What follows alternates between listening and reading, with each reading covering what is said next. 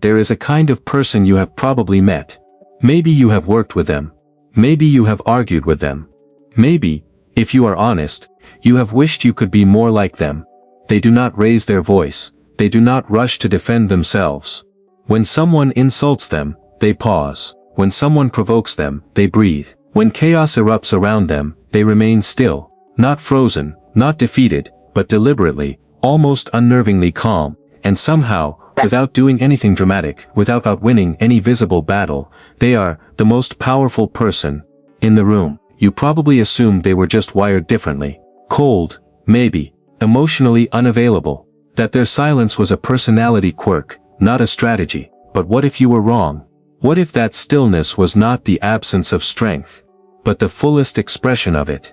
What if the most radical thing a human being can do in a world addicted to reaction is simply this: to stop responding? This is not a video about being passive. This is not permission to become a ghost or a pushover. This is a deep philosophical examination of one of the most misunderstood principles in Stoic thought. The idea that your silence, your restraint, your deliberate refusal to react is not weakness dressed up as wisdom, it is wisdom itself. It is power in its most concentrated form. Welcome to Stoic Zeno. If you are new here, this channel is dedicated to the ancient philosophy of Stoicism, not as a relic of the past, but as a living, breathing manual for those who want to think more clearly, act more deliberately, and live with far greater dignity. If that speaks to you, subscribe right now and join thousands of people reclaiming their minds from the noise of the modern world. Hit the like button if you believe that real strength is internal.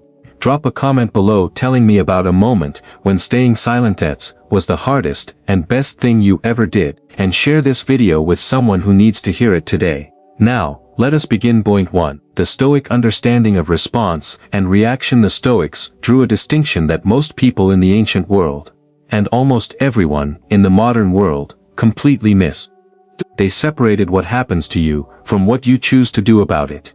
Marcus Aurelius, the Roman emperor, and perhaps the most powerful man alive during his reign, wrote in his private journal, a journal never intended for public eyes, that between stimulus and response lies a space.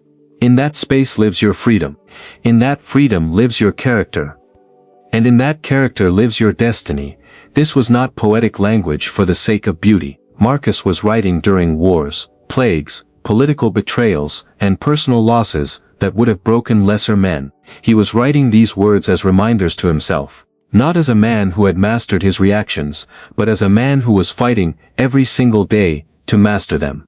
And what he understood, through years of philosophical discipline and lived experience, was this: the person who cannot control their response, controls nothing else in their life either. The Stoics called this concept the hegemonikon, the ruling faculty, the commanding center of the self. The hegemonikon is your capacity to judge, to choose, to decide how you will interpret what happens to you. It is not your emotions. It is the part of you that watches your emotions and decides what to do with them. And the Stoics believed that this faculty, when properly trained, when properly honored, becomes the seat of everything we call power. Epictetus, who was born a slave and who knew more about powerlessness than almost anyone, taught that the only true freedom any human being possesses is the freedom of response. His masters could chain his body. They could break his leg, which according to some accounts they literally did. But they could not reach into that inner citadel and compel him to respond in ways he had not chosen. That faculty, that sovereign space between what happens and what you do about it, was his. Entirely, unassailably his. And he taught that the same is true for you. When you react automatically, when someone says something and you immediately fire back, when someone disrespects you and your first instinct is to match their energy, you are not exercising that faculty. You are abandoning it. You are handing the keys of your inner kingdom to someone else and saying, "Here, you drive." And the Stoics would tell you that this is the beginning of every form of personal collapse. 2. Why silence is perceived as weakness, and why that perception is completely backwards. We live in a culture that has confused noise with significance. The loudest voice is assumed to be the most important voice. The person who hits back the hardest is assumed to be the strongest person. The one who does not respond is assumed to have nothing to say, nothing to offer, nothing to defend. This assumption is not only wrong, it is one of the most dangerous misconceptions a person can carry through their life. Think about the nature of fire. Fire is reactive by definition. Apply fuel, apply oxygen, and it burns. It has no choice. It cannot not burn when the conditions are right. Now think about water, deep water. Apply pressure to it and it does not explode. It redistributes. Carve a channel for it and it flows. Obstruct it and it waits, builds, and eventually finds another way. Water is not passive. Water is patient, and patience, when applied with intention, reshapes continents. The reactive person is fire. They burn brightly, immediately, visibly, and they consume themselves in the process. Every reaction costs them something. Every argument drains them. Every provocation that lands is a small theft of their energy, their reputation, and their peace. The person who has cultivated the Stoic discipline of non-response, of deliberate stillness, is water. They are not less powerful. They are more powerful. Precisely because their power is not being leaked out through every petty conflict they refuse to enter. Seneca wrote that the sign of a great mind is its ability to remain still when everything around it is in motion. He was not romanticizing passivity. Seneca was a man of enormous political influence, deeply embedded in the machinery of Roman power, a man who navigated some of the most treacherous court dynamics in history. He knew what it meant to hold your tongue. When instinct told you to speak, he knew what it cost, and he knew what it preserved. He was describing something he practiced, and something that saved his influence, his relationships, and arguably, his life. Many times over, when you do not respond, you become unreadable. And an unreadable person is an unpredictable person, and an unpredictable person cannot be easily manipulated. The person who reacts to everything gives you a complete map of their psychology. Press this button and they get angry. Question this belief, and they become defensive. Ignore them and they chase you. You have given your opponents an instruction manual. The Stoic who controls their responses gives no such manual to anyone. 3. The energy economy. How reaction drains you and restraint builds you there, is a concept in modern psychology that the Stoics understood intuitively 2,000 years before the research existed. Every act of emotional reaction, every moment of anger expressed, every defensive rebuttal launched, every prolonged argument maintained, draws from a finite reservoir of psychological energy. The Stoics called this energy pneuma, the vital spirit that animates deliberate thought and purposeful action. Modern science calls it cognitive bandwidth, or emotional regulation capacity. The term does not matter. The phenomenon is real and the cost is measurable. Every time you respond to a provocation, you pay a tax. The tax is paid in attention, in mental clarity, in emotional equilibrium, in the kind of deep focus that is required for anything meaningful. Creative work, strategic thinking, genuine connection, disciplined growth. Every argument you win costs you something. Every petty conflict you engage in, even if you emerge victorious, leaves you slightly more depleted than before. And the person who provoked you walks away having achieved exactly what they wanted. A portion of your finite, irreplaceable energy. Marcus Aurelius returned to this theme again and again in the Meditations. He wrote that people seek retreats in the countryside, by the sea, in the mountains, but none of those retreats are as available or as peaceful as the retreat into your own soul. The point was not that external rest is useless. The point was that a person who has cultivated inner stillness carries that retreat with them, everywhere. They do not need perfect conditions to remain composed. They do not need silence around them to find silence within them, and that inner retreat is not accessible to the person who has constant or with every stimulus the world throws at them. Consider what becomes possible when you stop spending energy on reactions. Consider what you could build. In your relationships, your craft, your thinking, your body, your career. With the mental and emotional resources you currently hemorrhage into arguments you will not remember in 5 years. The Stoics were not asking you to feel nothing. They were asking you to stop spending your most precious resource on things that deserve none of it. And the discipline of non-response is, at its core, a radical act of self-investment. Point 4. Silence as strategy. What the Stoics knew about power. that most people never learn. There is a reason that every great general in history, every master negotiator, every exceptional leader studied and practiced the art of the strategic pause. It is not coincidence, it is not personality type, it is the application of a principle that the Stoics had systematized and that life repeatedly confirms. Silence does not merely preserve your power. It communicates your power in ways that words cannot. When someone insults you and you respond immediately, you are telling them that their words reached you. You are telling them that they have the ability to move you. You are giving them proof that their actions produce results. And people repeat actions that produce results. But when you absorb the insult and say nothing, and not with a fake smile, not with suppressed rage barely contained, but with genuine equanimity born of practice, you send a different message entirely. You tell them that their words did not land, that their provocation found no purchase, that they threw a stone at a mountain and the mountain did not notice. This is not a performance. Performed silence is visible and brittle. It breaks under sustained pressure, and when it breaks badly. Genuine Stoic restraint comes from a deeper place.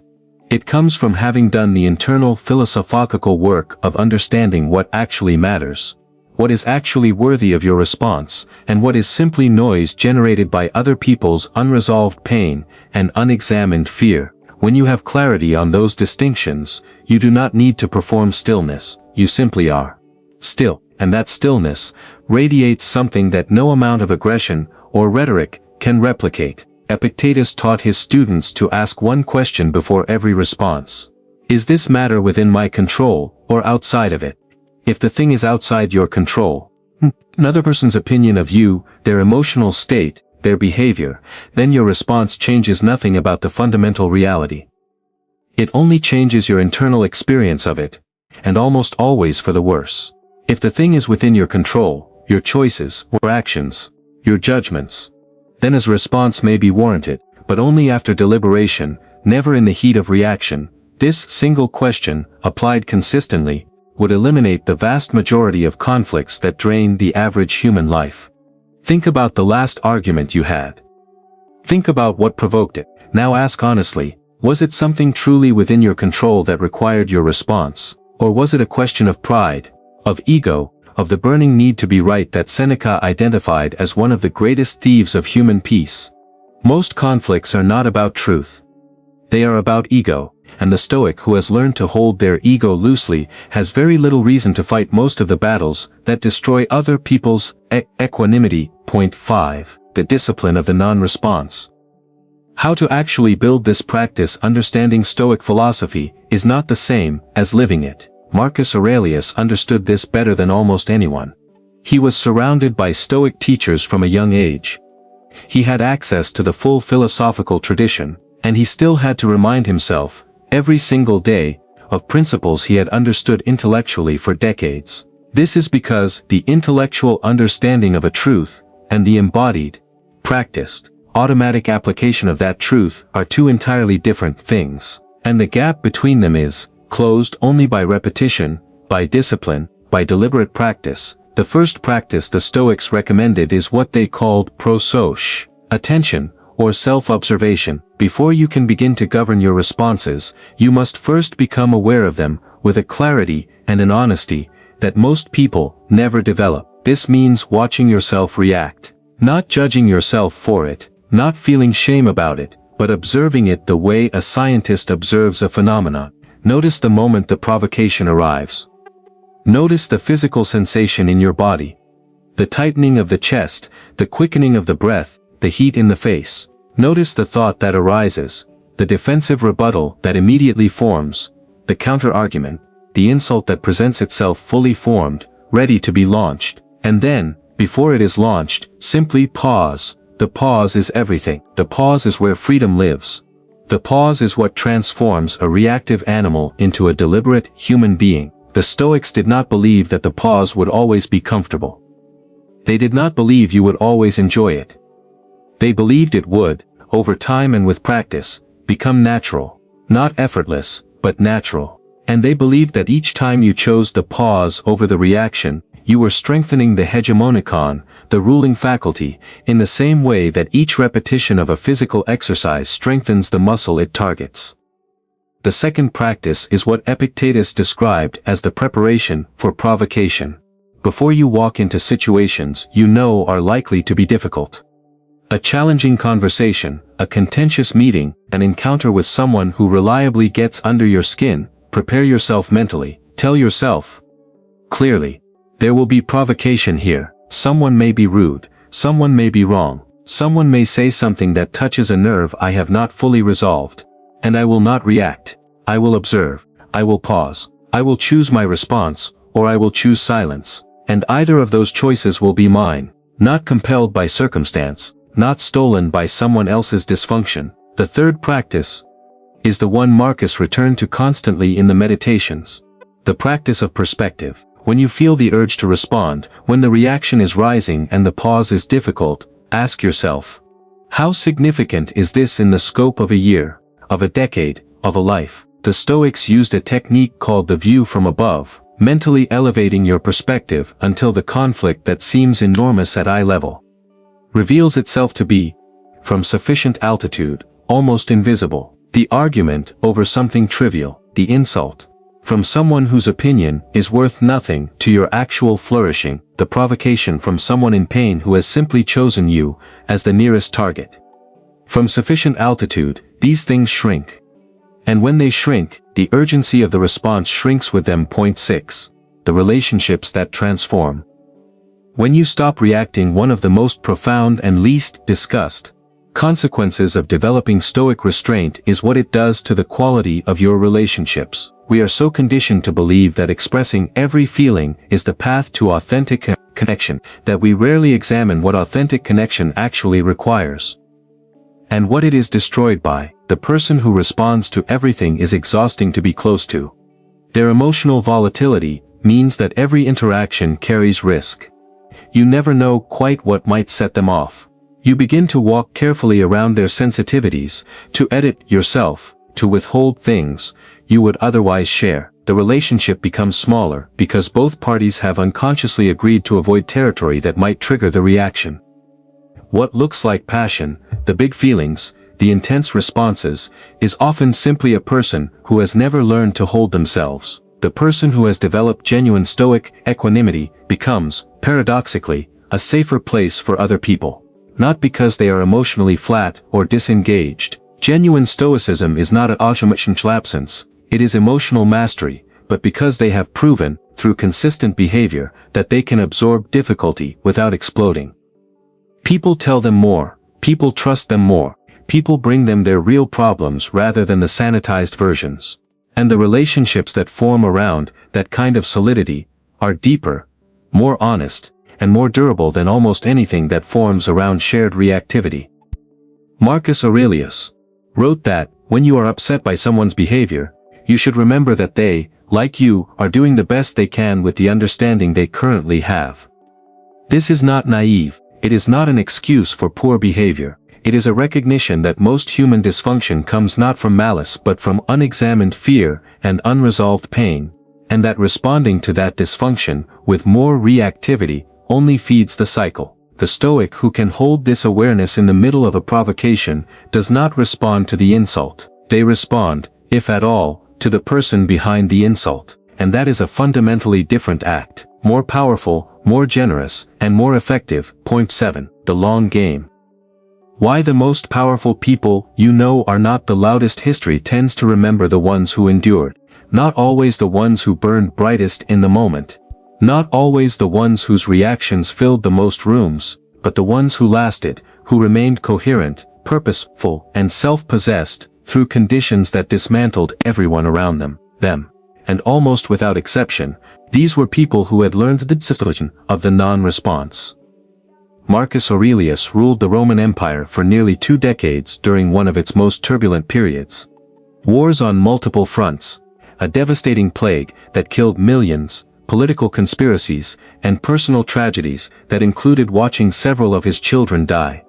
He was criticized, mocked, challenged, and betrayed, and what the historical record shows is not a man who fought every battle, matched every insult, or allowed every provocation to produce a visible response. It shows a man who absorbed enormous difficulty with a composure that his contemporaries found almost supernatural, and who, by staying composed, was able to govern with a clarity and effectiveness that would have been impossible for a less disciplined mind. Seneca, writing about anger, which he considered the single most dangerous of all the passions, argued that the greatest revenge available to a person of character is simply to not be like the one who hurt them, not to rise above them in some passive-aggressive display of moral superiority, but to genuinely, authentically, inhabit a higher level of functioning, to refuse the descent into reactivity that the provocation invites. To remain who you are, with all the intention and discipline that requires, in the face of someone who has lost themselves. That, Seneca said, is not weakness. That is the complete expression of human dignity. The long game belongs to the person who does not spend themselves on every battle. The person who chooses silence strategically, who preserves their energy deliberately, who refuses to be reduced to their worst moment by someone else's worst moment. This person accumulates something that the reactive person is constantly spending. They accumulate presence, clarity, trust, and above all, the deep self-respect that comes from knowing that you are not controlled by the world around you, that no matter what happens, you remain the author of your own interior life. That is power. Not loud, not dramatic, not instantly recognizable, but real, lasting and yours. 8. The paradox, speaking less, meaning more. The final piece of this claw philosophy is one that catches people off guard, because it seems to contradict itself. The discipline of non-response does not make you mute. It does not ask you to disappear from your own life, to swallow everything, to become a person who never speaks their mind or asserts their values. It does the opposite. It makes your words more powerful, not less, because it makes them rare. When a person who rarely speaks chooses to speak, the room listens. Not because they have shouted their way into authority, but because the track record of their silence has established that, when they choose to use words, those words are worth something. They have not diluted the currency of their speech by spending it on every petty transaction. When they finally say something, the weight behind it is unmistakable. Epictetus taught that you should speak only when you are certain that what you are about to say is better than the silence it will replace. This is not a counsel of timidity. It is a counsel of precision. It is the difference between a person who fires 1,000 arrows hoping some of them find a target and a person who takes one shot.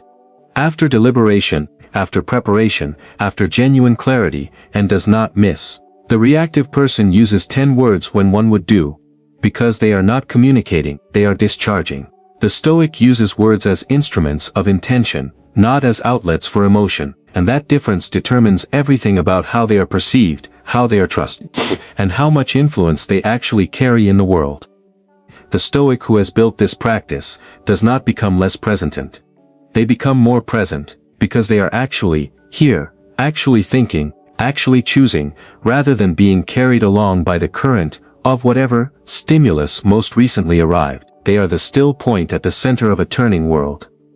And people, whether they can articulate why or not, are drawn to that stillness. They recognize it as something they want, something they need, something they have, perhaps never experienced, but have always been looking for. This is what the Stoics were building when they sat in their schools, walked their colonnades, and wrote their private thoughts in journals that were never meant to be published. They were not building a philosophy of disconnection or emotional numbing. They were building a philosophy of sovereign selfhood. The idea that the interior life of a human being is the most important territory any person will ever govern, and that governing it well begins with a single, profound, endlessly practiced discipline, the discipline of choosing your response rather than surrendering to your reaction. The less you respond, the more you reveal that you have something most people do not. Mastery over the only thing any of us truly own. Your own mind, your own will, your own capacity to remain who you are, on your own terms, in the face of a world that will do everything it can to reduce you to a reaction. That is the Stoic path. It is not easy, it is not always comfortable. It is not designed to make you popular with people who prefer their power, loud, and their emotion, unfiltered, but it will give you something no amount of noise ever could. It will give you yourself, fully, finally, and without apology. That is everything for today, and I want you to sit with this. Do not just consume this and move on. Take one principle from this video, just one, and carry it into your week. When the next provocation arrives, remember the pause. Remember the hegemonicon. Remember that the space between what happens and how you respond is the space where your power lives. Guard it. If this video gave you something real, please take 5 seconds and hit that like button right now. It helps this channel reach more people who are looking for exactly this kind of content. Subscribe to Stoic Zeno if you have not already, because this is only the beginning of what we are building here. A community of people who are choosing depth over noise, discipline over reaction, and wisdom over impulse. Share this video with someone in your life who needs to hear this message today. And leave me a comment below. I want to know, what is the one situation in your life right now where the Stoic practice of non-response would change everything? Write it below. I read every single one. I am Stoic Zeno. Stay still, stay deliberate, stay powerful, and I will see you in the next one.